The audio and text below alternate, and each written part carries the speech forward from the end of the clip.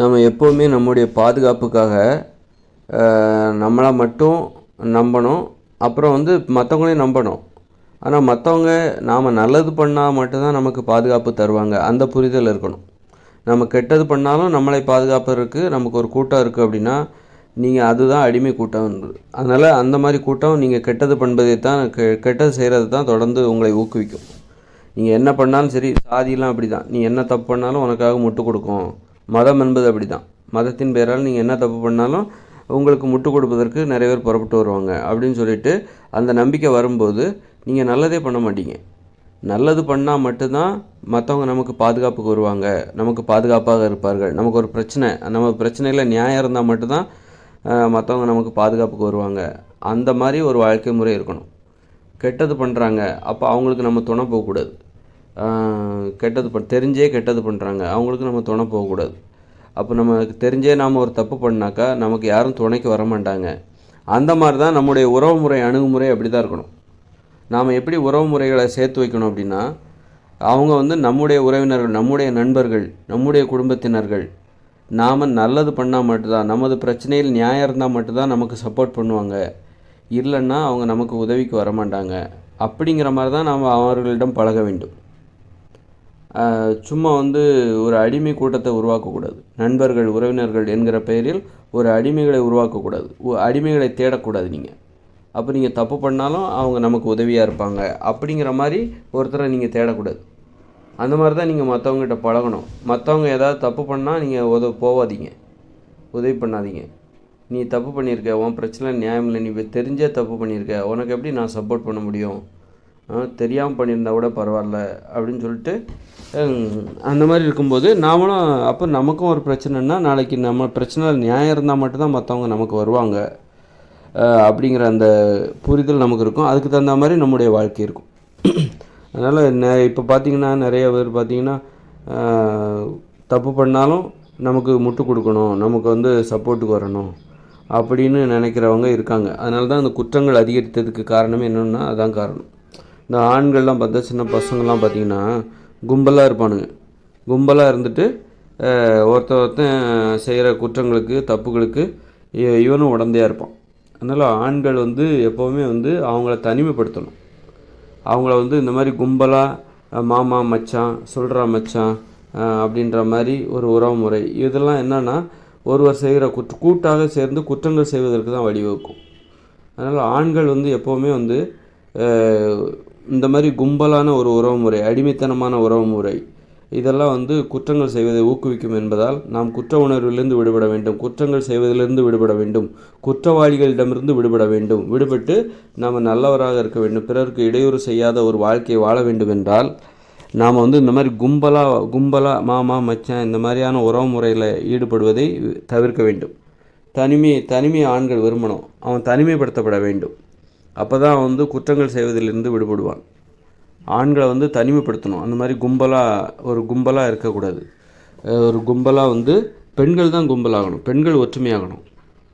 அப்போ தான் ஆண்கள் பயப்படும். இப்போ ஆண்கள் கும்பலாக இருந்தோடனே பெண்கள் பயப்பட ஆரம்பிச்சிட்டாங்க. பெண்கள் தனித்தனியாக இருக்காங்க, தனிமைப்படுத்தப்பட்டவங்க. பெண்கள்கிட்ட ஒற்றுமை கிடையாது. பெண்கள் தனித்திருப்பதில் ஒற்றுமையாக இருக்கிறார்கள். பெண்கள் ஒன்று கூடி ஆண்களை தனிமைப்படுத்தணும். ஆண்களை தனிமைப்படுத்தி அவனை பலமிழக்க செய்ய வேண்டும். அவன் ஒன்று கூடினா அவன் ஒன்று கூடி குற்றங்கள் தான் செய்வதற்கு அது அவனுக்கு அதிக வலிமை கொடுக்கும். நாம் ஒரு தப்பு பண்ணால் நமக்காக நம்மை பாதுகாக்க நமது தோழன் இருக்கிறான், நண்பர்கள் இருக்கிறார்கள் அப்படிங்கிற தைரியத்தில் அவன் என்ன பண்ணுவான், தப்பு பண்ணுவான். அப்போ அது பெண்களுக்கு மிகப்பெரிய ஆபத்தை ஏற்படுத்தும். பெண்களுக்கு எதிராக அவன் நிறைய தப்புகளை பண்ணுவான். அதனால் ஆண்களை தனிமைப்படுத்தணும், பெண்கள் ஒன்று கூடணும். பெண்கள் ஒற்றுமையாக இருந்து ஆண்களை எப்படி தனிமைப்படுத்தி பலவீனமாக வைத்திருக்க வேண்டும். அப்போ தான் அவன் பயப்படுவான். அப்போ தான் பணிவாக இருப்பான்.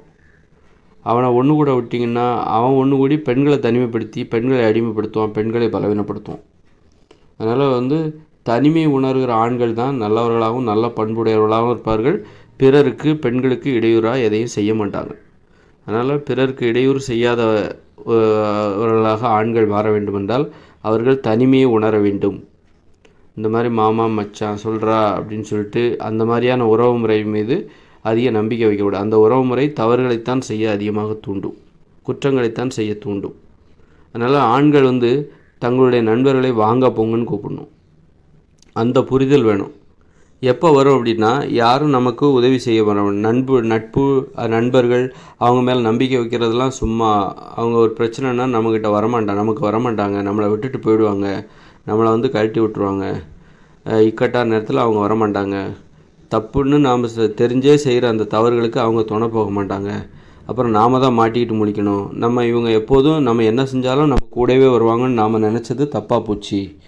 அதனால் நட்புங்கிறத வந்து அதை நான் வந்து நம்ம வேறு தளத்திற்கு கொண்டு போகணும். வேறு மாதிரியான புரிதலோடு நட்பை நாம் வந்து கடைபிடிக்கணும். நண்பர்களை வாங்க போங்கன்னு சொல்லணும். வாங்க போங்கிறது என்னென்னா, இடைவெளியோட ஒரு உறவுமுறையை கடைபிடிப்பது. ஒரு இடைவெளி, டிஸ்டன்ஸை மெயின்டைன் பண்ணுறது. வாங்க போங்க அப்படின்னா, நீங்கள் நெருங்காதீங்க, என்கிட்ட நெருங்காதீங்க, அங்கேயே நில்லுங்க, நான் இங்கேயே நின்றுக்கிறேன், மரியாதை கொடுத்துக்கிறேன், சொல்லுங்கள், சரிங்க, ஓகேங்க, அந்த மாதிரி உரிமை. அப்போ வந்து அதில் ஒரு கட்டுப்பாடு வந்துடும்.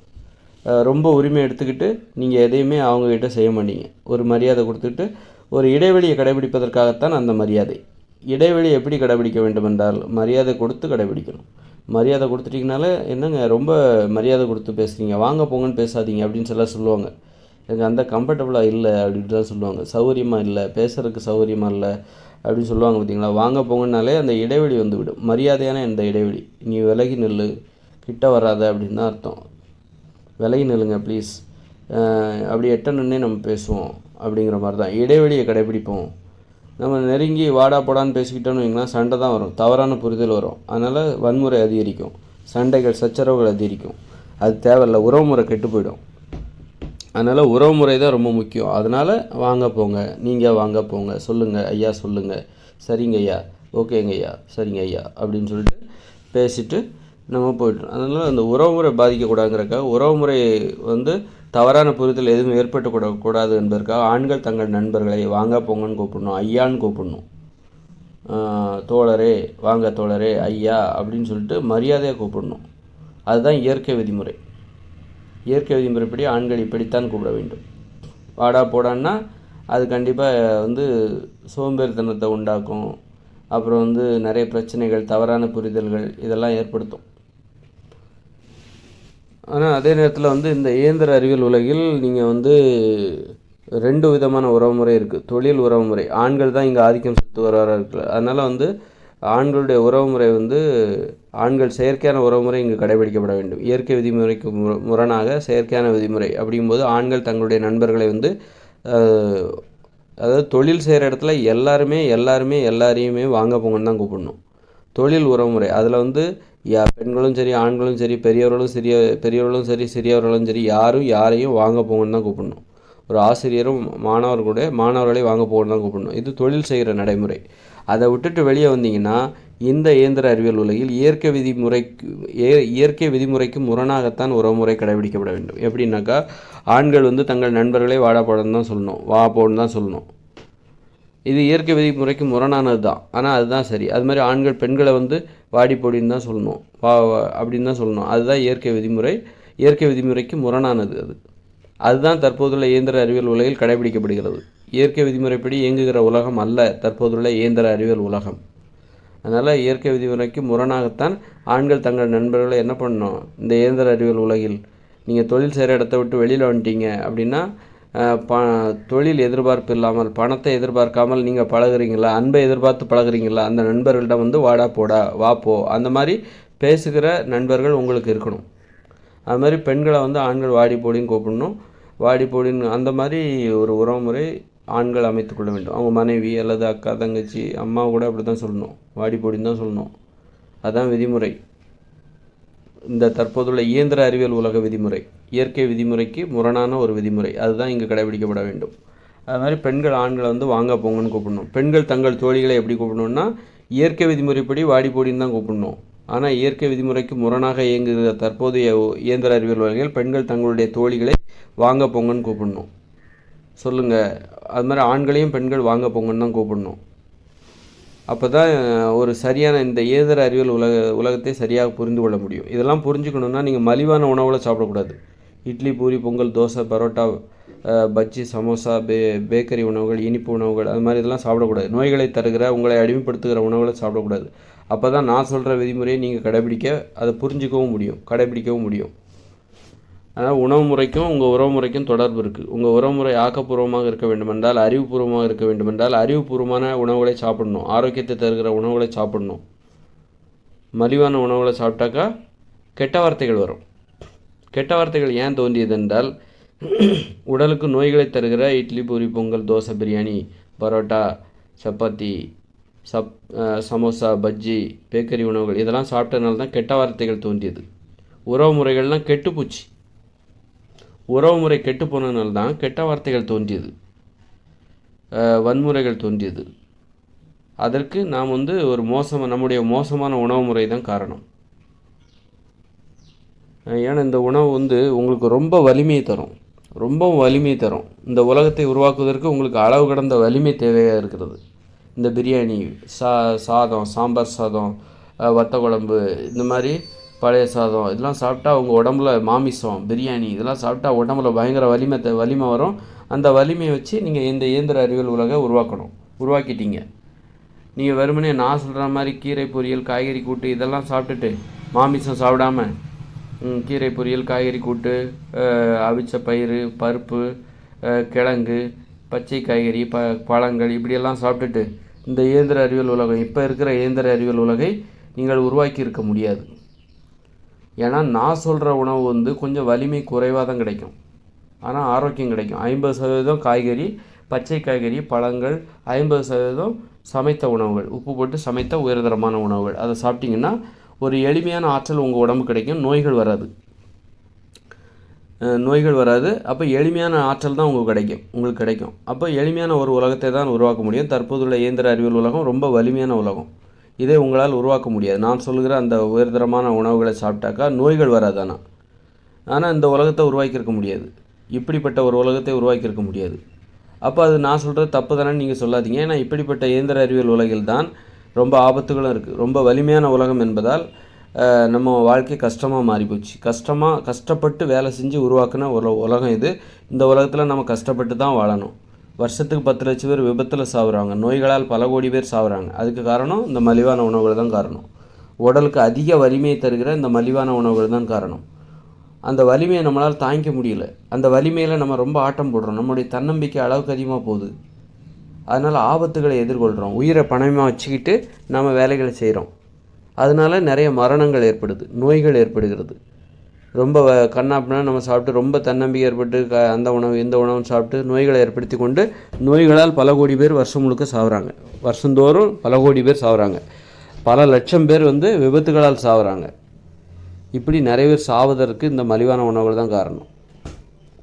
ஆனால் இந்த வலிமையான உலகம், பிரம்மாண்டமான உலகை உருவாக்குவதற்கு இந்த மலிவான உணவுகள் தான் காரணம்.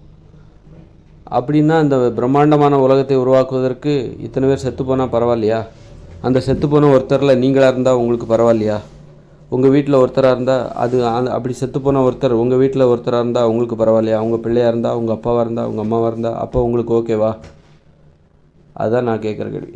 ஆனால் நான் என்ன நினைக்கிறேன் அப்படின்னா, இந்த உலகம் வலிமையான உலகமாக இருந்தால் அது பற்றி எனக்கு கவலை இல்லை. எனது உடலில் நோய் வரக்கூடாது, அதுதான் எனக்கு முக்கியம். அதனால் நான் எப்போதும் மாமிசத்தை சாப்பிட மாட்டேன், பிரியாணி சாப்பிட மாட்டேன், சோறு சாப்பிட மாட்டேன், வத்த குழம்பு, சாம்பார் சாதம் இதெல்லாம் நான் சாப்பிட மாட்டேன். லட்டு, பூரி, பூந்தி, இந்த மாதிரி இனிப்பு உணவுகள், சமோசா, பஜ்ஜி இதெல்லாம் நான் சாப்பிட மாட்டேன். இதனால் எனக்கு வலிமை அதிகமாக கிடைக்கலாம், ஆனால் இதனால் எனக்கு நோய் வரும். நான் ஆரோக்கியமாக இருக்கணும், அதுதான் எனக்கு முக்கியம். நான் ஆரோக்கியமாக இருந்து எனக்கு என்ன கிடைச்சாலும் அதுதான் எனக்கு தேவை. எனது உடலில் நோயை வரவழைத்து கொண்டு எனக்கு இந்த உலகில் வாழ வேண்டும் என்கிற அவசியம் இல்லை. நோய் வந்துச்சுன்னா அப்புறம் மகிழ்ச்சியாகவே வாழ முடியும். இவ்வளோ பிரம்மாண்டமான உலகம் உருவாக்கி என்ன பிரயோஜனம்? வீட்டுக்கு வீடு நோயாளிகள். காரணம் மலிவான உணவு சாப்பிட்டா நல்ல வலிமை வரும், பிரம்மாண்டமான இந்த உலகை உருவாக்கலாம். அந்த வலிமையில் பக்க விளைவு தான் நோய்கள். அந்த நோய்களை வச்சுக்கிட்டு அப்புறம் நோய் வந்துச்சுன்னா இந்த பிரம்மாண்டமான உலகம் நீங்கள் கஷ்டப்பட்டு உருவாக்குறீங்களே, இந்த பிரம்மாண்டமான உலகம் இதில் உங்களால் மகிழ்ச்சியாகவே வாழ முடியாது.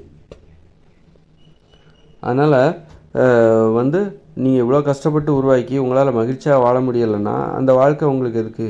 அதான் சொல்கிறேன், நீங்கள் ஆரோக்கியமாக இருந்து மகிழ்ச்சியாக வாழ்ந்து எந்த ஒரு உலகை உங்களால் உருவாக்க முடியுமோ அந்த உலகத்தை ஏற்றுக்கொள்ளுங்கள். இப்போ நான் தான் சொல்கிறேன், இந்த உலகம் எவ்வளோ பிரம்மாண்டமாக இருந்தாலும் அதை பற்றி எனக்கு கவலை இல்லை. நான் நோய்கள் வரும். நான் அப்படி தான் மற்றவங்கள பார்த்து சூடு போட்டு விட்ட பூனை மாதிரி, புலியை பார்த்து சூடு போட்ட பூனை மாதிரி எனக்கும் நோய் வந்துருச்சு. நோயால் அவஸ்தைப்படுறேன். அதனால தான் இப்படியெல்லாம் பேசிக்கிட்டு இருக்கேன். நோய்களிலிருந்து குணமாவதற்கு தான் இப்படியெல்லாம் பேசி கொண்டிருக்கிறேன். என்னைப் போல இன்னும் நிறைய பேர் இருக்காங்க. அவங்களுக்கும் எனது அனுபவம் பயன்படட்டும் என்று தான் நான் இப்படி பேசி கொண்டிருக்கிறேன். அதனால் நோய் இல்லாமல் வாழ்வது தான் எனக்கு முக்கியம். இந்த உலகம் எப்படி வேணாலும் இருந்துட்டு போகட்டும், எவ்வளோ பிரம்மாண்டமான உலகமாக இருந்து வேண்டுமானாலும் இருந்துவிட்டு போகட்டும், அது பற்றி நீ விண்வெளிக்கு வேணாலும் போயிட்டு வா, அதை பற்றி எனக்கு கவலை இல்லை. ஏன்னா உடம்பில் நோய் வரக்கூடாது, இருக்கிற நோயை குணப்படுத்த வேண்டும். அதற்காக நான் என்ன உணவை சாப்பிடணும்னு சொல்கிறேனோ, சமைத்த உயர்தரமான உணவுகள் 50%, 50% பச்சை உணவுகள், காய்கறிகள், கீரைகள், பழங்கள், இந்த மாதிரி. இதுதான் என்னுடைய உணவு முறை. மாமிசம் தேவையில்ல, மீன் தேவையில்ல, பிரியாணி தேவையில்ல, இதெல்லாம் தேவையே இல்லை அப்படின்னு சொல்லிட்டு நான் ஒரு உணவு முறையை கடைபிடித்து கொண்டிருக்கிறேன்.